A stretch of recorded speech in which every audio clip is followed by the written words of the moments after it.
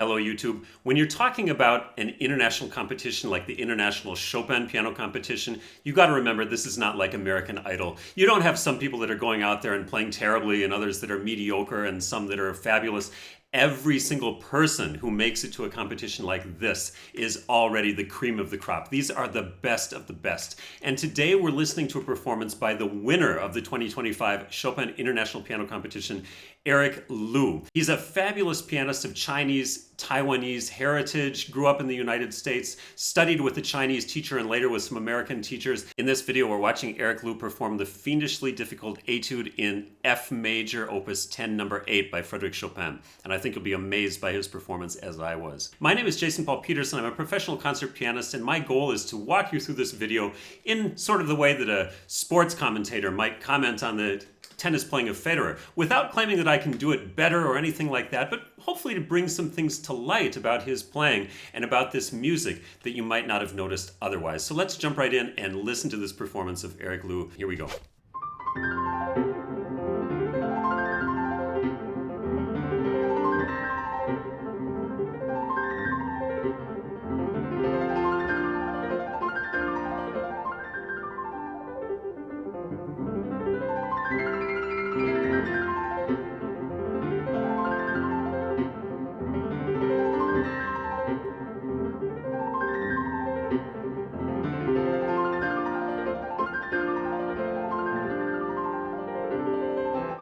Okay, so the first thing you probably noticed about this performance is the incredible speed and the precision in the fingers. And there's something about his technique that I want to talk about right off the bat. A lot of people ask me, piano students, what's the best technique for performing arpeggios when you have something like this that really has to fly?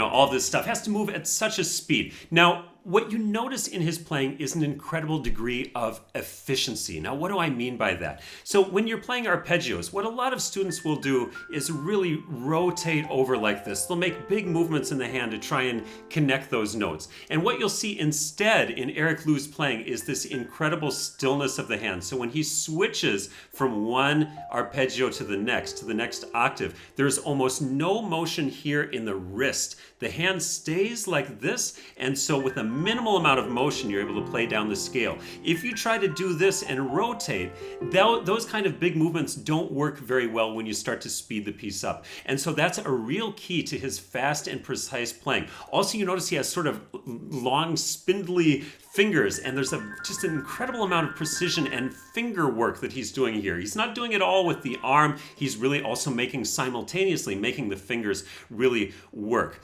Now, in terms of this music, it's pretty interesting because as complicated as this piece sounds, it's actually harmonically really simple. And I just want to take a moment to talk about that. We have starting out F major, right? This piece is in F major. And our three most important chords in F major are, of course, F major, the tonic chord, our step 5, our dominant chord, the C major chord, and our subdominant, the B flat major chord.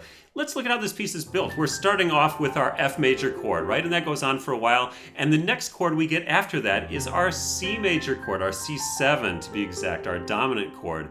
And later on we get this subdominant chord, B flat going to F. So this is all built on the chords 1, 4, and 5, the same chords that you're going to find in Happy Birthday or Oh Susanna. It's just what Chopin does with those chords that's so amazing. Now, is there anything about his playing that could be criticized? I want to mention, by the way, this performance is not from the last Chopin piano competition that he won, but actually from the competition before where he took 4th place. It's hard to imagine that there were actually 3 people that came in ahead of him in this competition with a performance like that.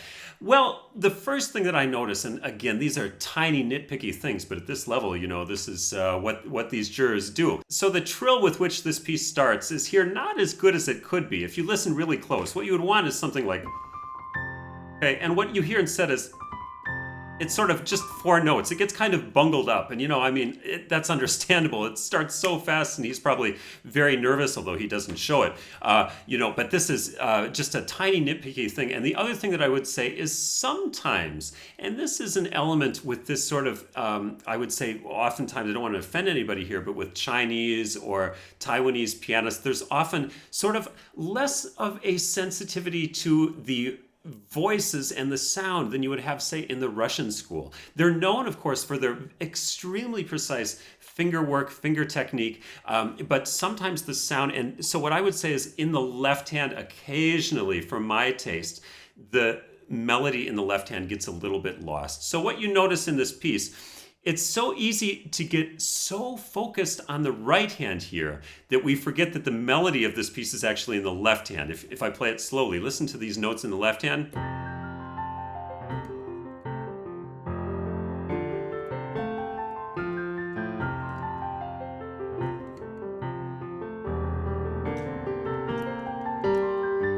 And for the most part, he does a great job of shaping that, but for my taste, sometimes that left hand gets a little bit too covered up by the right hand. And there's a tiny little detail as well, if I were critiquing this on a very high level, that disturbs me a bit, which is that when he plays the short notes, these ones, you'll see him actually sometimes completely lift away from the piano, which means that he's not holding the whole note in the bottom, which is supposed to be held. Chopin tells us very specifically in this piece, the whole note is held.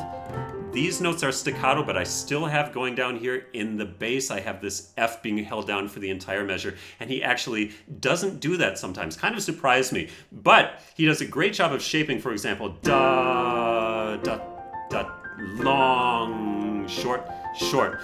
Another interesting aspect of this piece, you've really got to be on your toes. I recently made a video about memorization. I'll put a little link up here in the corner to that. And I talked about something in that about how pieces often have these points where they sort of diverge and goes one way one time and a different way the next time. In this piece, that's exactly what we have right here. The first time we get a G7 chord. The second time around, we get a G minor 7th chord. And the third time around, this crazy, strange chord that leads into the final section of this piece with all these cool chords. And that is sort of a G7 with a sharp 11, the C sharp, if we were talking about it sort of in jazz terminology. In classical music, we sometimes call it a French 4-3, an augmented 6th chord, but be that as it may, it's not super important. The point is, it deviates, and you've got to be really on top of it, not to take a wrong turn in any of these places. It can be hard to learn piano from YouTube, picking up a little bit here and a little bit there, but never really knowing, is this something I need to know right now? Where does this fit in with my overall development at the piano? That's why I created the Peterson Piano Academy piano course. It's a 15-level course with over 200 videos. We really go into detail on theory, technique, repertoire, and every piece we play in the course is in the original version as intended by the composer. You can use the A/B looping feature to loop over a particularly tricky portion of the video for practice purposes. You can obviously slow down the video, and best of all, anytime you have any questions, you can use this Ask Jason button to contact me. You can send me an audio recording, you can send me a video recording and get personalized feedback on your own playing. There are also quizzes so you can test your knowledge along the way. PetersonPianoAcademy.com. The link is in the description. So far I would say I'm pretty stunned by his precision and his musicality. Let's continue on and hear a little bit more of this piece.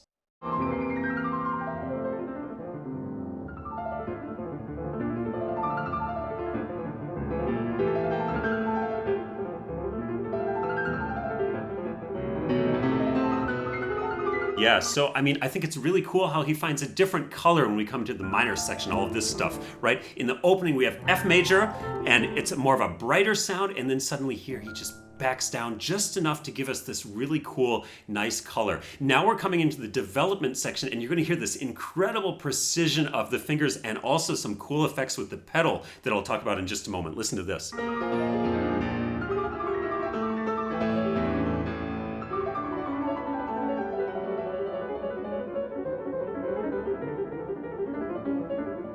Wow.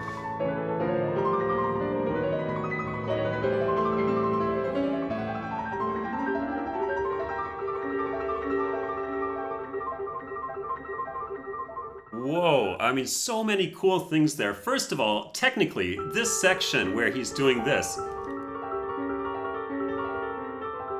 I haven't practiced this in a while, right? It's not easy to play. You notice this crazy sort of, but very, very efficient turning of the wrist, because it's almost impossible to play this with just outstretched fingers. So he has a really nice sort of motion of doing this sort of sideways turn in the wrist. And what I'm talking about with the pedal, you'll hear him make these really cool differences in the colors. So one time it'll be with pedal, and then suddenly without pedal, which makes it much drier, makes it more crystalline. And it doesn't even say that actually in the score, but with Chopin, you of course have that kind of freedom. And it's really cool to see the way he plays with the colors in this piece. He makes it not just an etude, not just an exercise, but a piece that is just so effective in terms of its colors and its emotional impact. Going on? Very dry there, right? And then he starts to add more and more pedal.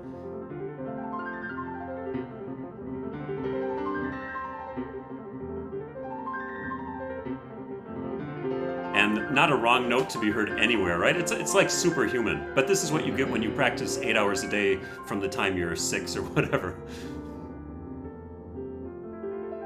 And that's a very nice transition. Did you hear that? So when he comes into this, da da da ya.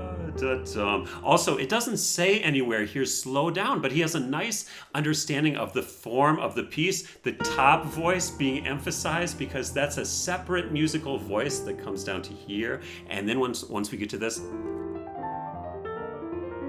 you know, all the sort of coda material, he plays it lightly, he plays it extremely cleanly, and probably did a lot of work with slow practice just to, you know, watch the efficiency of the fingers, making sure his movements are as small as possible. Really remarkable playing. Going on?